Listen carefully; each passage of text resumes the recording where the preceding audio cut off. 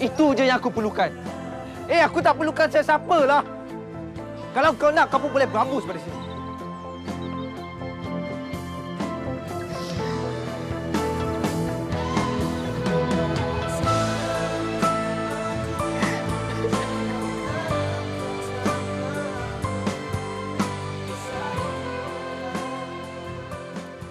Tak ada siapa sangka aku boleh bertahan selama ini dengan Samad. Aku sendiri tak menyangkanya. Tapi anak-anak akulah menjadi kekuatan aku selama ini. Abang, kejap bang. Nanti saya masak. Saya tengah potong-potong ni. Baru kau nak masak? Aku dari pagi sampai ke petang bekerja. Kau kat rumah buat apa? Tak bang, saya rasa macam tak sedap badan hari ni bang. Itulah alasan kau dari dulu sampai sekarang. Kira badan kau je. Badan aku ni macam mana? Malas. Anak-anak juga terima tempias kemarahan itu. Daripada kecil hingga sekarang, tak pernah nak dengar kata-kata lembut dan sayang dari mulut dia. Hanya kata marah, cacian saja. Mereka dengar setiap hari. Tengok TV je kerja kau orang ni kan?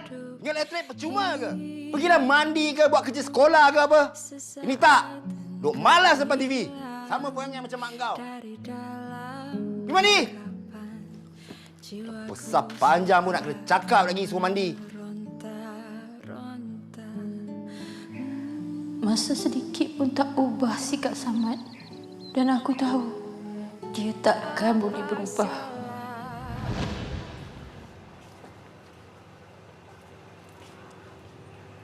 Abang Ali, ikan ni berapa sekilo ya?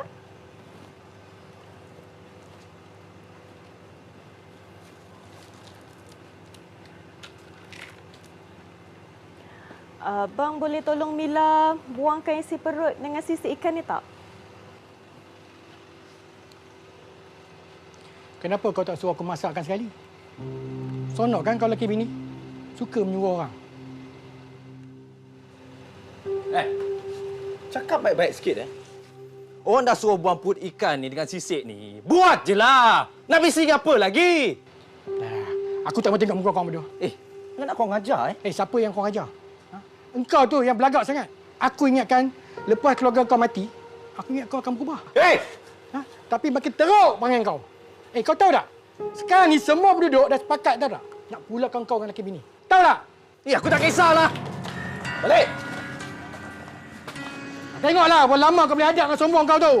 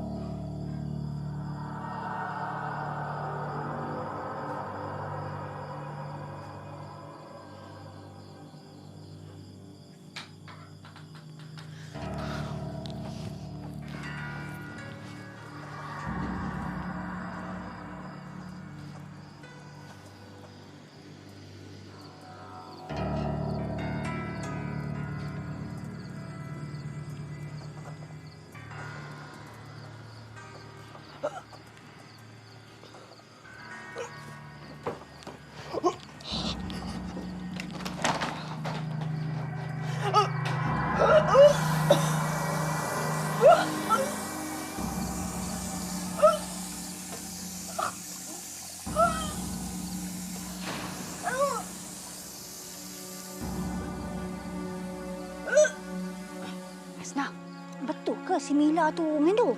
Betul lah. Aku tengoklah perut dia tu boyot. Aku kesian kat Mila tu. Aku tengok dengan boyot tu pun, dia masih kerja lagi tu dekat ladang lelaki dia tu.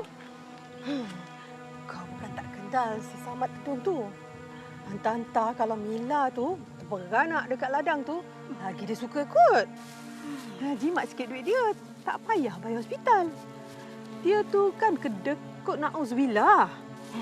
Macam manalah budak tu nak hidup dengan perangai bapak dia macam tu kan? Makcik,